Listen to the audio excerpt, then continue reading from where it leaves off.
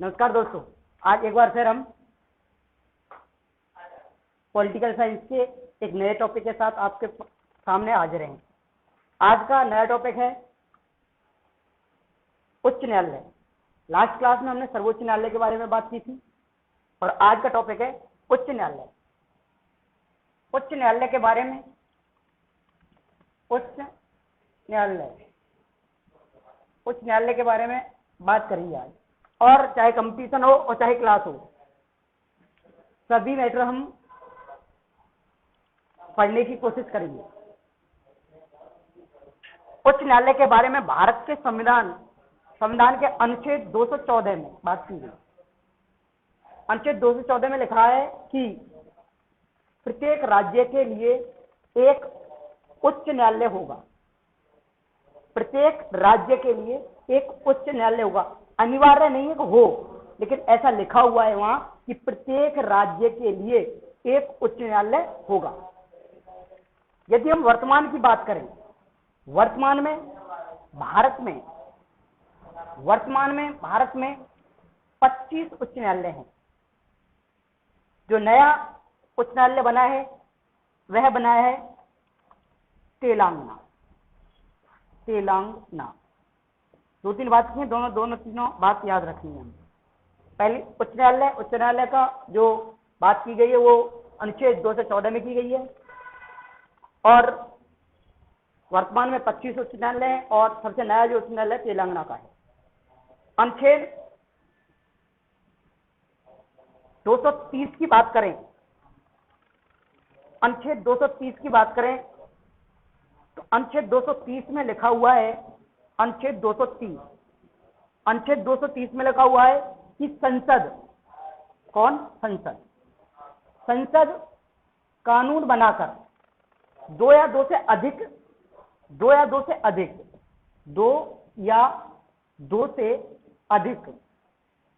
राज्यों के लिए, दो या दो से अधिक राज्यों के लिए संयुक्त उच्च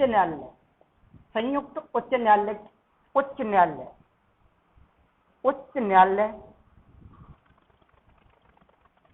खोल सकती है या उच्च न्यायालय के लिए कानून बना सकती है। 230 में अभी बात की हमने 214 में लिखा होगा कि प्रत्येक राज्य के लिए एक उच्च न्यायालय होगा। आगे यदि हम बात करें, अनुच्छेद 231 पर बात करें। अनुच्छेद 231 में लिखा हुआ है कि संसद कानून बनाकर 231 में संसद का मतलब तो जान रहे हैं। संसद का मतलब है 3 अंग है इसके। पहला है लोकसभा, दूसरा है राज्यसभा और तीसरा अंग है प्रेसिडेंट मतलब राष्ट्रपति। संसद कानून बनाकर उच्च न्यायालय के क्षेत्र में विस्तार कर सकती है। ऐसा अनुच्छेद 230 कहता है कि क्षेत्र में क्या कर सकती है, विस्तार कर सकती है, क्षेत्र में विस्तार कर सकती है। और जो संघ शासित प्रदेश हैं, संघ शासित प्रदेशों को शामिल कर सकती है किसी भी उच्च न्यायालय में। कौन करेगी? संसद कानून बनाकर उच्च न्यायालय के क्षेत्र में विस्तार कर सकती है। और जो संघ शासित प्रदेश हैं, संघ शासित प्रदेश हैं, इन संघ शासित प्रदेशों को उच्च न्यायालयों में शामिल कर सकती है। ऐसा कहता है अनुच्छेद 231। अब देखो, जो उच्च न्यायालय हैं उनका गठन किस आधार पर किया गया? उच्च न्यायालयों का गठन किस आधार पर किया गया? तो याद ये रखेंगे, भारत में जितने भी उच्च न्यायालय हैं, उन उच्च न्यायालयों का गठन उच्च न्यायालय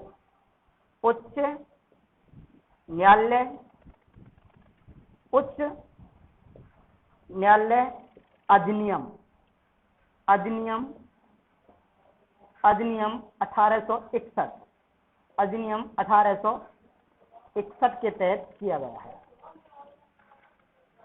अधिनियम 1861 के तहत किया गया है। सर्वप्रथम 1862 में 1862 में 3 जगह उच्च न्यायालय खोले गए थे, बम्बई, मद्रास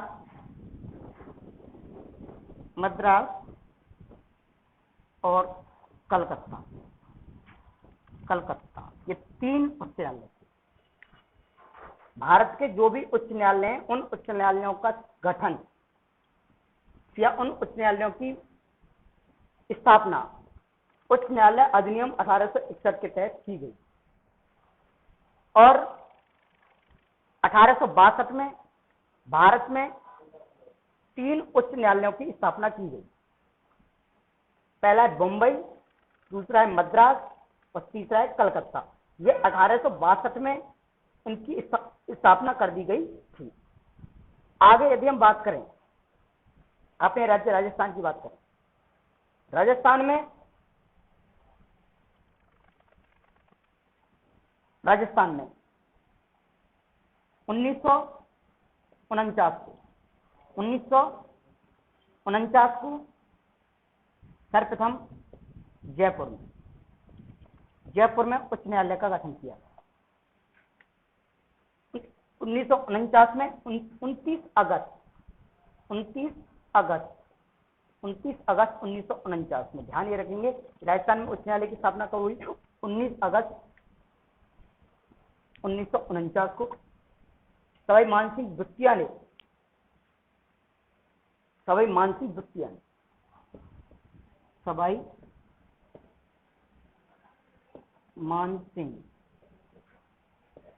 द्वितीय ने क्या किया? इसका उद्घाटन किया। क्या किया था? उद्घाटन किया था। इसमें सर्वप्रथम 11 न्यायाधीश रखे गए थे, जज रखे गए थे और एक मुख्य न्यायाधीश रखा गया था। 1958 में इस पीठ को समाप्त कर दिया गया और दोबारा 1977 में इसको पुनः शुरू किया। ये बात याद रखें। 29 अगस्त 1949 को सवाई मानसिंह द्वितीय द्वारा जयपुर में सर्वप्रथम राजस्थान के उच्च न्यायालय का उद्घाटन किया गया। जयपुर के उच्च न्यायालय को 1958 में समाप्त कर दिया है, लेकिन इसकी पुनर्स्थापना, दोबारा स्थापना 1977 में की गई। 1977 में की गई। ये 2-3 बात हमें याद रखनी है। अब आगे यदि बात करें, वर्तमान में राजस्थान का जो उच्च न्यायालय है, इसकी जो मुख्य पीठ वो जोधपुर में है। मुख्य पीठ कहाँ है? जोधपुर। और इसकी सहायक पीठ कहाँ है?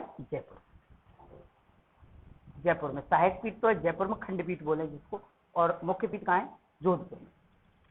आगे यदि हम बात करें, वर्तमान में राजस्थान के जो उच्च न्यायालय, इस उच्च न्यायालय में 50 न्यायाधीश, 50 जज हैं।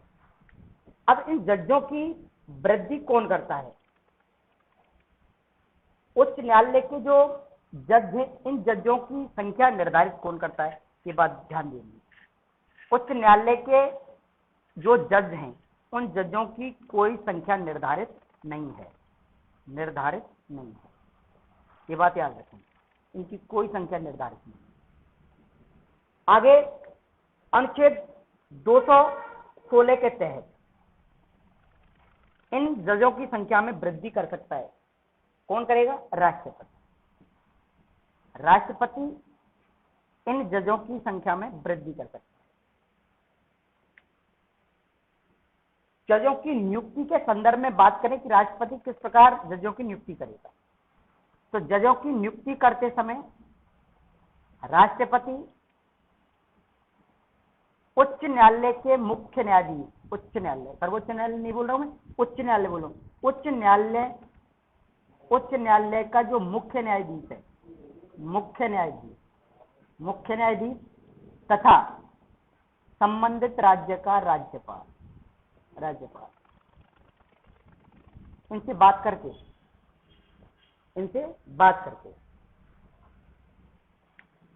इनकी सरल संख्याओं में वृद्धि की जाती है।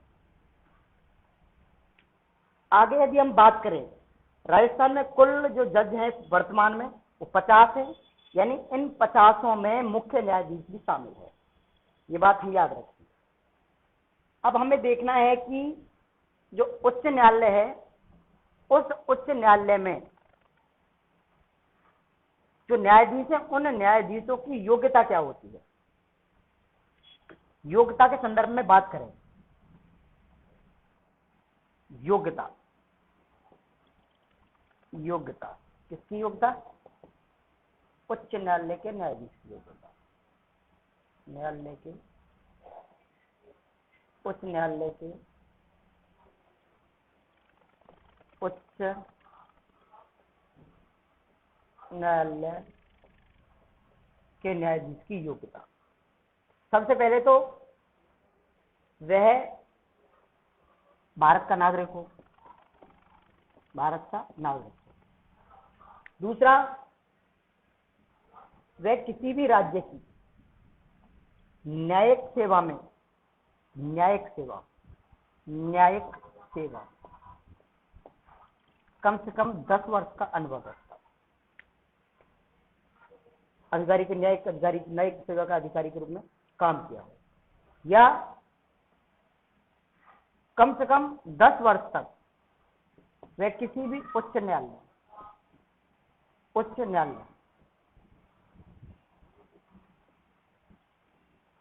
न्यायालय में अधिवक्ता के रूप में कार्य कर चुका। अधिवक्ता के रूप में क्या कर चुका हो? कार्य कर चुका। वह किसी भी न्यायालय में अधिवक्ता के रूप में क्या कर चुका हो? कार्य कर चुका हो। यह बात हमें याद रखनी है। अब हम इनकी नियुक्ति के बारे में बात कर लें कि उच्च न्यायालय के जो न्यायाधीश है, इनकी नियुक्ति किस प्रकार होती है। पहले हमने बात की तो वो राष्ट्रपति द्वारा न्यायाधीशों की संख्या में वृद्धि की बात की गई थी। अब बताएंगे हम कि उच्च न्यायालय के जो न्यायाधीश हैं, इन न्यायाधीशों की वृद्धि कैसे की जाएगी, न्यायाधीशों की नियुक्ति कैसे की जाएगी। नियुक्ति के संदर्भ में बात करेंगे। नियुक्ति ध्यान रखेंगे कि नियुक्ति राष्ट्रपति द्वारा की जाती है। किसके द्वारा की जाती है? राष्ट्रपति द्वारा। नियुक्ति राष्ट्रपति द्वारा की।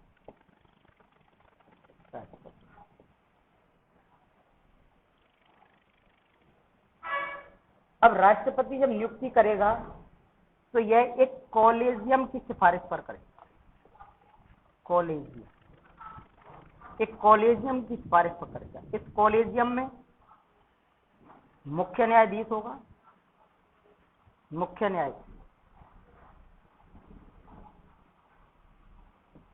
न्यायाधीश होगा, और वरिष्ठ न्यायाधीश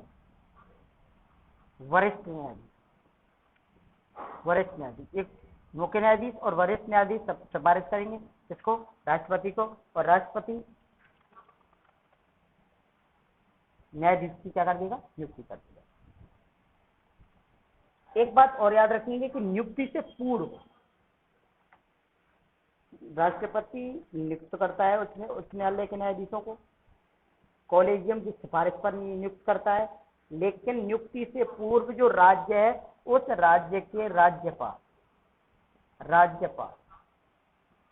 के राज्यपाल से एक बार विचार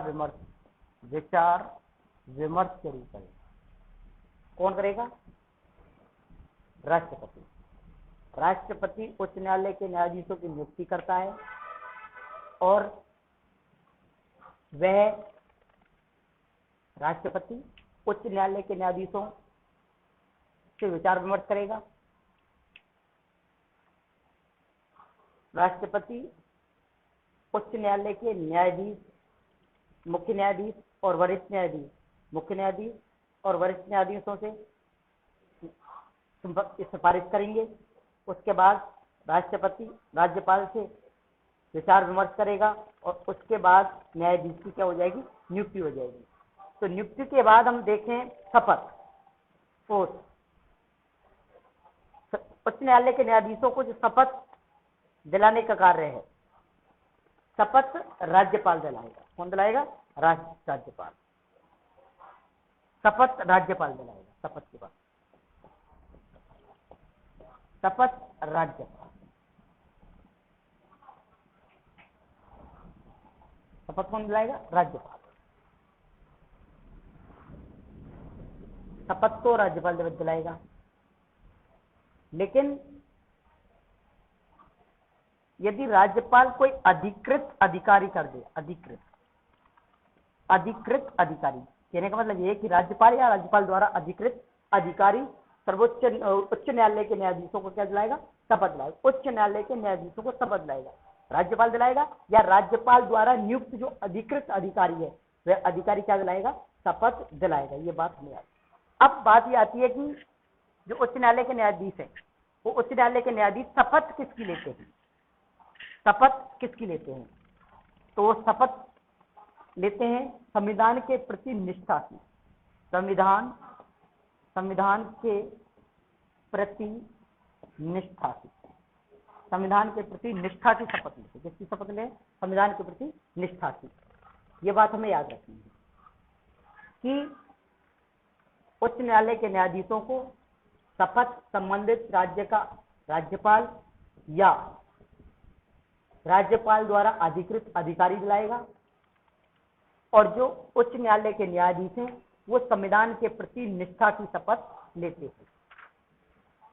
अब हम बात करेंगे जो उच्च न्यायालय हैं, संघ शासित जो प्रदेश हैं उन प्रदेशों को उच्च न्यायालय कौन कौन से, यानी संयुक्त उच्च न्यायालयों के बारे में बात करें। पहला उच्च न्यायालय है जैसे चंडीगढ़।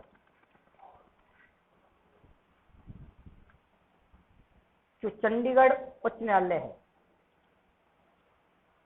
चंडीगढ़ उच्च न्यायालय के अंतर्गत 3 राज्य आते हैं। 2 राज्य हैं तो एक केंद्र शासित प्रदेश है। एक तो स्वयं चंडीगढ़,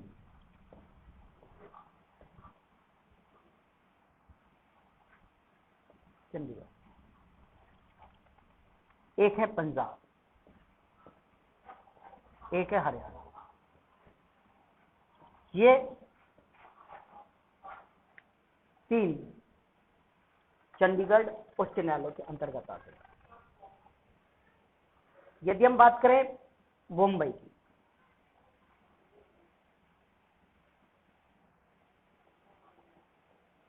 मुंबई उच्च न्यायालय, मुंबई उच्च न्यायालय के अंतर्गत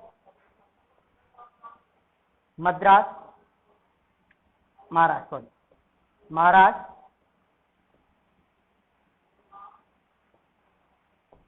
गोवा, दमन दीव, दादर व नागर हवेली, ये किसके अंतर्गत आते हैं? मुंबई के अंतर्गत। ये मुंबई उच्च न्यायालय के अंतर्गत आते हैं। कौन कौन से?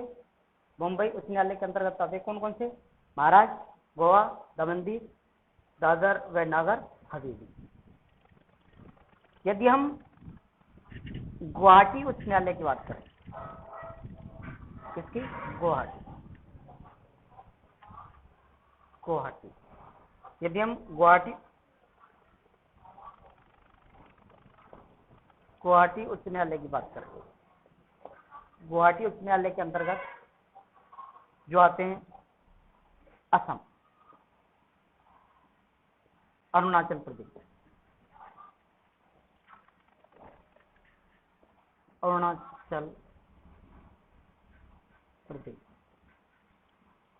असम, अरुणाचल प्रदेश, नागालैंड, असम, अरुणाचल प्रदेश, नागालैंड और मिजोरम। ये किसके अंतर्गत? गुवाहाटी के अंतर्गत आते हैं। गुवाहाटी के अंतर्गत असम, अरुणाचल प्रदेश, नागालैंड और मिजोरम।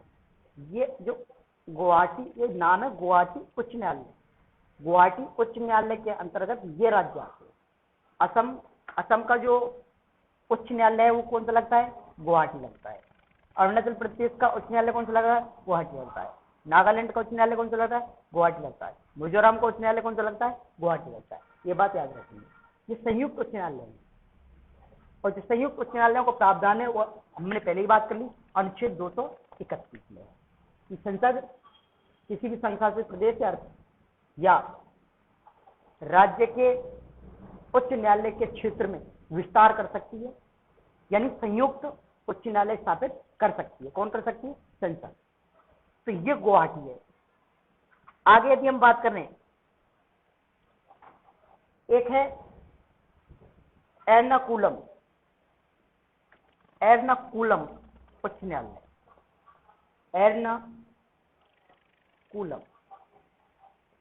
एर्नाकुलम उच्च न्यायालय में जो आते हैं वो आएंगे तमिलनाडु।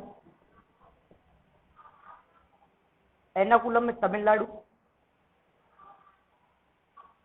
पुदुचेरी, एर्नाकुलम और तमिलनाडु,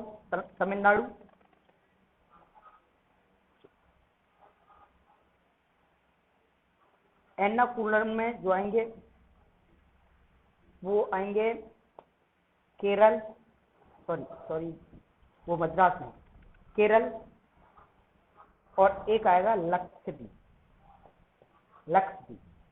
ये दो आएंगे किसमें? एर्नाकुलम। और यदि हम मद्रास की बात करें, मद्रास में तमिलनाडु और पुदुचेरी। मद्रास की बात करें, मद्रास में तमिलनाडु व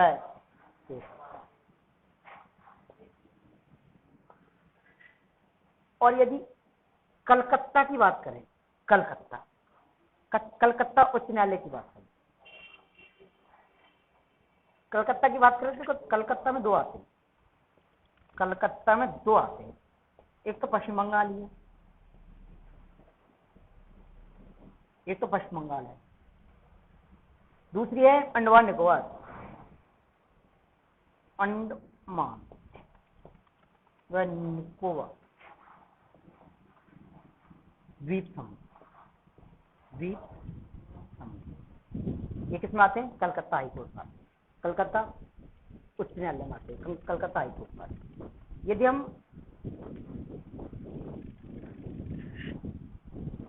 हैदराबाद की बात करें, अब तक वैसे हैदराबाद में अब तक दो थे, तो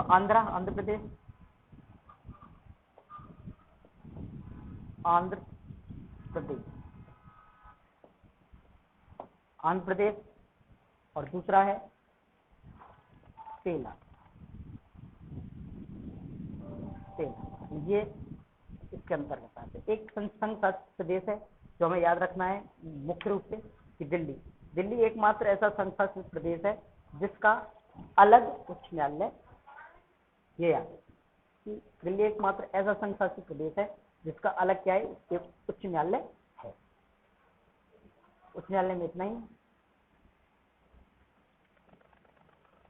आगे टॉपिक पर अगली क्लास में बात करेंगे। धन्यवाद।